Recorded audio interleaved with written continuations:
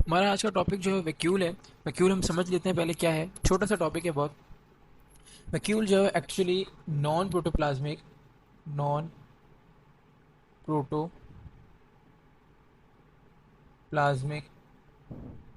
Liquid होता है।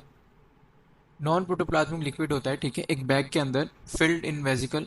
ठीक है, non protoplasmic liquid field vesicle होता है।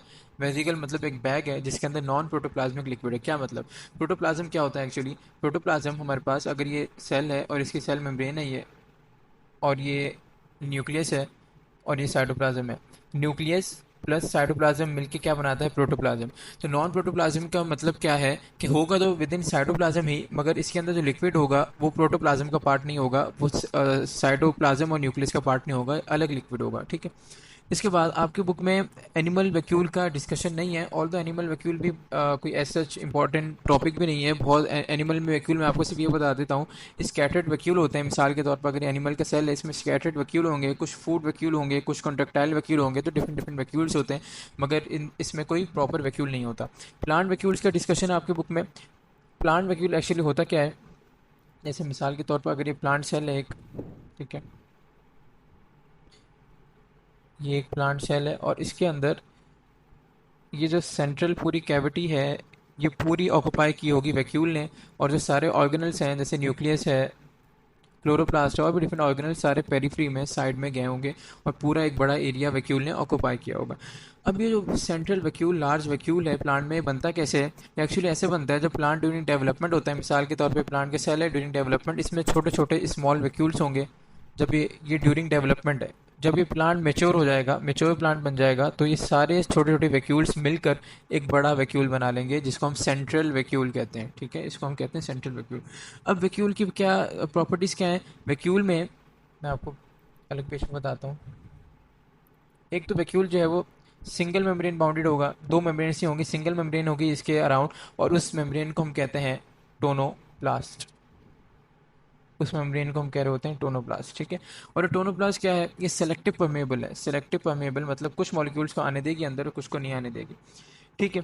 अब जो वैक्यूल के अंदर जो फ्लूइड है, मिसाल के तौर पर अगर ये सेल है प्लांट सेल और ये इसका वैक्यूल है, इसके अंदर जो फ्लूइड है उसको हम कहते हैं सेल सैप। सेल सैप इसके फ्लूइड को, इसकी मेम्ब्रेन को टोनोप्लास्ट। और मेम्ब्रेन की हमने क्या बातें देखी कि ये क्या है? सिलेक्टिव परमेएबल है। ठीक हो गया। अच्छा, अब वैक्यूल के फंक्शन है। फंक्शन क्या है कि ये फंक्शन हम यहाँ देख लेते हैं क्या है। ये स्टोर हाउस है, स्टोर हाउस है। अब क्या चीज़ें स्टोर करता है? वेस्ट भी स्टोर कर सकता है और यूज़फुल सब्सटेंस भी स्टोर कर सकता है, जो प्लांट में स्टोर कर लेता है और जब प्लांट को नीड हो वो वैक्यूल से निकाल ले। एक फंक्शन हो गया। दूसरा फंक्शन क्या है? दूसरा फंक्शन ये है कि ये प्लांट को सपोर्ट देता है। सपोर्ट कैसे देता है? सपोर्ट, अगर मिसाल के तौर पर ये प्लांट सेल है और ये वैक्यूल है, ये वैक्यूल अपने अंदर वाटर जमा कर लेगा। जब वाटर जमा हो जाएगा तो ये वैक्यूल बहुत बड़ा हो जाएगा।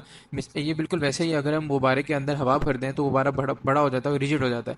तो ये अपने अंदर वाटर जमा करके बड़ा हो जाएगा और रिजिड हो जाएगा। जब ये रिजिड होगा, कोई भी चीज़ रिजिड हो जाए तो वो सपोर्ट प्रोवाइड करती है। तो बिल्कुल वैसे ही ये वैक्यूल रिजिड हो जाएगा, और रिजिड हो गए जो प्रेशर इसके अंदर जनरेट होगा उसको हम कहते हैं टर्गर प्रेशर।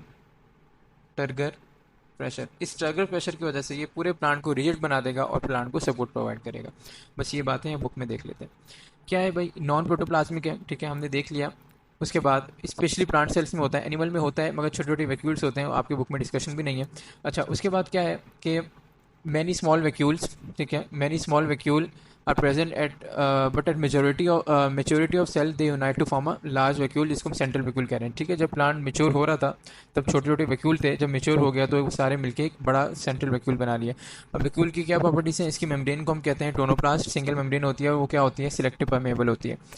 अब इन्होंने आगे फंक्शन बताया, मैं यहाँ से फंक्शन स्टार्ट है। फंक्शन क्या है कि ये सेल सैप होता है इसके अंदर जो फ्लूइड मैंने आपको बताया था, और वो क्या करता है? Store house. किन चीज़ों को स्टोर कर सकता है? मैंने बताया था वेस्ट भी स्टोर कर सकता है और यूज़फुल सब्सटेंस भी स्टोर कर सकता है, जो प्लांट को नीड हो वो प्लांट ले ले बाद में।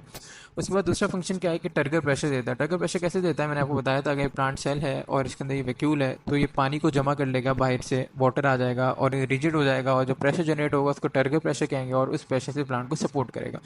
ये टगर प्रेशर है, और turgor pressure help the plant to keep its shape by pressing plasma membrane against cell wall. ठीक है, टगर प्रेशर क्या करेगा, इसको बड़ा कर देगा और सारे ऑर्गेनल साइड पे चले जाएंगे, साइड पे चले जाएंगे, और प्लाज्मा मेम्ब्रेन और सेल वॉल भी साइड पे चले जाएंगे। तो ये प्लांट को रिजिडिटी से प्रोवाइड करेगा। इससे क्या होगा, it maintains nice rigid structure of plant. बस ये बातें हैं इसकी।